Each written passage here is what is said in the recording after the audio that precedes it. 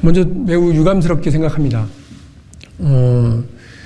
당연히 사법부의 수장인 대법원장 인사청문회에 성실한 자료 제출 또 성실한 해명으로 제대로 된 인사청문회가 진행이 되고 대법원장 후보자로서의 자격, 자질, 도덕성 이런 부분들을 확인할 수 있도록 해야 함에도 불구하고 청문회가 요구하는 자료 제출에 불성실하게 응하고 불성실한 해명 혹은 해명 없는 이런 태도 때문에 제대로 된 인사청문회가 진행되고 있지 못하다, 준비되고 있지 못하다는 말씀을 드립니다. 그래서 인사청문회와 관련된 이런 규탄 기자회견을 인사청문회 전날 이렇게 하게 된 것에 대해서 매우 유감스럽게 생각합니다. 인사청문회 준비와 관련된 이런 불성실한 자료 제출과 불성실한 해명의 태도로 인사청문회의 무력화 혹은 인사청문회 파행을 야기하게 되면 그 모든 책임은 이균용 후보자에게 있다라고 하는 점을 말씀드립니다. 청문회가 제대로 시작될 수 있도록 협조해 주시기를 다시 한번 촉구드리고요. 지금 이렇게 이균용 후보자가 불성실한 자료 제출과 불성실한 해명으로 일관하게 될 경우에 국회 인준 절차에서 심각한 문제가 야기될 수 있다라고 하는 점을 경고합니다. 이 부분 다시 한번 제대로 상황을 인지하고 오늘 내일 있을 인사청문회 전에 저희들이 요구하는 모든 자료를 성실하게 제출할 것을 촉구드립니다. 정의와 공정, 인권의 최후 보루가 되어야 할 사법부의 수장이 오히려 의혹 백화점의 모습을 보이고 있습니다. 여기에 거짓 해명까지 더해져서 의혹은 눈덩이처럼 불어나고 있습니다. 이균용 후보자는 처가 회사의 비상장 주식 재산 신고를 고의로 누락했다는 의혹을 사고 있지만 변명은 몰랐다 뿐이었습니다. 하지만 이마저 모두 거짓으로 드러났습니다. 법원 행정처가 그간 수차례 비상장 주식 신고 의무를 안내했음에도 후보자는 그것을 몰랐다고 합니다. 뒤늦게 마치 2020년에서 2022년까지 단 3년간 배당금을 받은 것처럼 해명했지만 알고 보니 후보자 가족은 최소한 2018년부터 2억 1천만 원의 배당금을 받은 것으로 확인되었습니다. 그런데도 후보자는 인사검증에 필요한 국회 인사청문 특위의 적법한 자료 요구에 응하지도 않고 있습니다. 편법 증여 확인을 위한 소득 내역과 탈세, 이해충돌 여부를 확인하기 위한 증권과 펀드 배당 등의 자료 제출을 거부하고 있습니다. 30대 초중반 수억 원대의 금융자산을 보유하고 있는 자녀들의 재산 증식 과정도 검증되어야만 하지만 이에 대한 자료 제출도 거부하고 있습니다. 후보자의 몰랐다, 제출할 수 없다라는 말은 후보자 스스로 민주주의 3권 분립의 한 축을 대표하는 대법원장의 자격이 없다는 자기 고백일 뿐입니다. 국민 앞에 소상히 자료를 제출하여 검증에 응해 주실 것을 부탁드립니다. 인사청문 위원들이 후보자에게 자료 제출을 요구하는 이유는 인사청문 요청서에 기재되어 있는 후보자의 경력, 자격, 재산 상태, 가족관계 등이 진실한 것인지를 확인하기 위함입니다. 그 확인에 필요한 자료라면 어떤 것이든 후보자는 피하지 않고 다 제출해야 합니다. 그런데 지금 후보자가 자료를 제출하고 있는 상황들을 살펴보면 첫째, 10년간의 거래 내역 등을 달라고 하면 5년만 줍니다. 왜 5년인지 설명도 없습니다. 지극히 임의적이고 자의적인 그런 기준에 의해서 자료 제출 가부를 후보자가 판단하고 있습니다. 이건 분명히 인사청문회를 무력하기 위한 불순한 의도로 행해지는 행동이라고 볼 수밖에 없겠습니다. 제가 한 가지 사례를 말씀을 드립니다. 후보자의 비상장 주식에 대한 의혹들은 계속 제기되어 왔고 지금도 제기되고 있습니다. 처가 소유의 주식회사 옥산, 대성자동차 학원의 비상장 주식을 10억 원 정도 소유하고 있고 많은 배당금 수익을 올리기도 했습니다. 그럼에도 불구하고 이 재산을 공직자 재산신고 시 밝히지 않았는데요. 그 부분에 대해서 청문위원들의 거듭된 추궁에 대해서 해명을 한다고 하는 게 계속 거짓 해명이 반복되고 있는 이런 상황입니다. 특히 이 후보자와 가족들은 현재 주식회사 옥산과 대성자동차학원 비상장 주식을 1000주씩 9억 8,926만 원을 보유하고 있고 그동안 후보자를 비롯해 배우자와 장남, 장녀가 각 수천만 원씩 배당금도 받았습니다. 그런데 그 배당금에 대해 당초 후보자는 2020년 이후에 배당금을 밝혔습니다.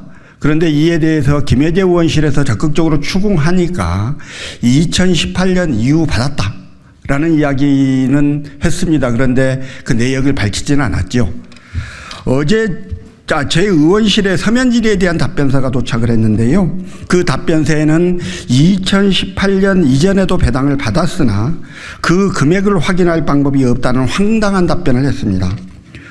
후보자 본인의 답변을 통해 또 다른 의혹이 제기됐습니다. 도대체 2018년 이전에 받았던 배당금을 어떤 형태로 받았기에 확인할 수 없다는 것인지 도저히 알 수가 없습니다. 이러한 부분들을 통해서 후보자 본인의 해명으로 또 다른 의혹이 생겨나는 이러한 행위들이 좀 반복되고 있습니다. 후보자는 수억 원에 달하는 주식을 재산 신고에 누락하고도 법을 몰랐다는 대법원장 후보로서 자질이 의심되는 황당한 답변을 하더니 이마저 사실과 다른 허위 해명을 했습니다. 청문회를 앞두고 허위 해명한 부분, 부실 해명한 부분에 대해서 명백히 사과해야 합니다. 과연 이런 사람이 대법원장이 될 자격이 있는지 국민의 고심이 널리 퍼져 있음을 명심하기 바랍니다. 이상입니다. 대법원장은 대통령만큼 중요한 자리입니다. 따라서 대법원장 후보자에 대한 인사청문회는 결격 사유를 찾는 것이 아니라 사법부 수장으로 적격한지 대통령이나 국회의원 선거 못지않게 철저하고 엄격하게 검증하는 자리여야 합니다. 이균용 대법원장 후보자는 대통령의 일방적인 깜깜이 지명으로 후보자가 됐습니다. 그런데 이 후보자를 지명하면서 대통령실이 주장한 사유가 사실과 다름이 밝혀지고 있습니다. 먼저 대통령실은 후보자가 법원장을 거쳐 행정 능력을 검증받았다고 언급했습니다만 후보자가 법원장으로 재임한 4년간 법원 공무원들의 다면평가에서 후보자는 늘 최하위 그룹이었습니다. 또 대통령실은 이 후보자에 대해 실무 능력을 갖췄다, 신망이 있는 법관이라 평가했지만 서울지방 변호사회의 평가에서 3년간 하위 20% 이하에 해당하였고 2008년에는 공정성 부분에서 하위 7위였습니다. 후보자에 대하여 신망을 표시한 법관이 있다는 얘기도 듣지 못하였습니다. 결국 오늘까지 이균용 후보자는 자신이 대법원장으로 적격자라는 점을 증명하지 못하고 있습니다. 후보자가 대법원장으로 적격자임을 국민들께 증명해야 할 책임이 있으므로 증명이 부족하면 그 주장이 기각되는 것이 마땅합니다. 특히 청문회를 위한 자료 제출을 거부하거나 부실하게 하는 행위는 그 자체만으로 부적격 사유에 해당하고 최근에 회자되는 실체 없는 사법 방해보다 더 심각한 국민의 알 권리 침해, 입법부 권한 침해임을 후보자는 명심하기 바랍니다. 예, 마지막으로 기자회견문은 김승남 의원님, 전혜숙 의원님 두 분께서 함께 낭독해 주시겠습니다. 네, 김승남 의원입니다. 이균용 대법원장 후보자의 성실한 인사청문 자료 제출을 강력히 촉구합니다. 우리 더불어민주당 소속 이균용 대법원장 인사청문특별위원회 의원들은 이균용 후보자의 불성실한 자료 제출에 강력한 유감을 표하며 인사청문회가 시작되는 내일 전까지 후보자에 대한 의혹을 검증할 수 있는 자료들을 성실하게 제출할 것을 촉구합니다. 이균용 후보자는 사법부의 수장인 대법원장 후보자입니다. 국민적 상식과 눈높이에 맞는 법 감정을 기반으로 공정하고 균형 잡힌 판결을 내릴 수 있어야 함은 물론 무전 유죄, 유전 무죄의 불합리한 현실이 개선될 수 있도록 사법 행정의 개혁을 이끌어야 할 막중한 책임감을 지닌 자리입니다. 그동안 판사로서 내린 판결에 담긴 가치관, 균형 감각, 성인지 감수성 등을 살펴보는 것은 기본이며 공직자로서의 부끄러움 없이 청렴한 삶을 살았는지 역시 검증받아야 합니다.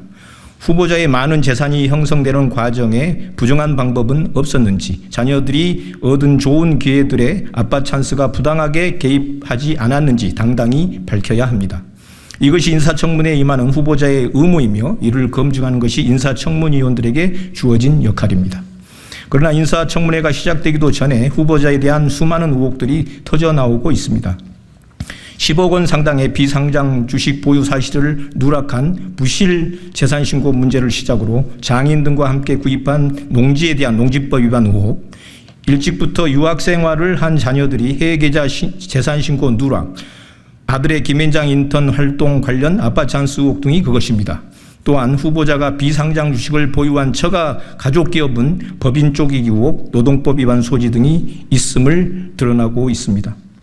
더 큰 문제는 제기된 의혹에 대한 후보자의 아니란 내용입니다. 부실한 재산 신고에 대한 관계법령이 바뀐 사실을 잘 몰랐다는 해명은 누구도 믿지 못할 말도 안 되는 해명이며, 농림부에서는 유권 해석을 통해 농지법 위반이 없었다는 후보자의 해명을 정면으로 반박했습니다. 후보자의 해명은 과거의 후보자의 판결과도 배치된다는 점에서 내로남불의 문제를 지적하지 않을 수 없습니다. 이러한 여러 의혹을 검증하고자 인사청문위원들은 비상장 주식에 대한 배당 내역, 자녀들의 해외 계좌 관련 내역, 상속세와 증여세 등 납부 내역 등의 자료를 요구했지만 후보자는 그동안 인사청문 과정에 관행이 없다거나 자녀가 해외에서 바쁜 생활을 해 동의받기 어렵다는 핑계를 대며 자료 제출에 불성실하게 응하고 있습니다.